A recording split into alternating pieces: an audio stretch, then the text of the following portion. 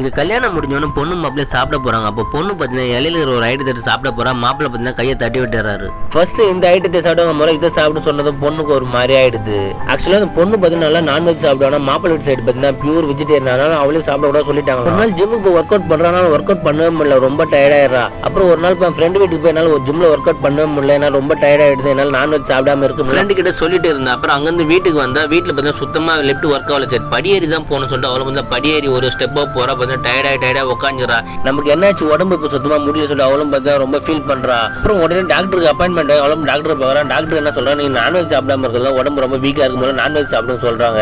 அவளும் ஒரு நாள் வீட்டுக்கு தெரியாம ஹோட்டலுக்கு போய் நான்வெஜ் ஆர்டர் பண்ணி நல்லா சாப்பிட்டு வந்துடுறா. அவளும் அங்க இருந்து வீட்டுக்கு வந்து ஹஸ்பண்ட் சொல்றான் நான்வெஜ் சாப்பிட்டானு உடம்பு ரொம்ப வீக் ஆயிடுச்சுன்னு சொல்றான். அவனும் முடியாதுன்னு சொல்லிடுறான்.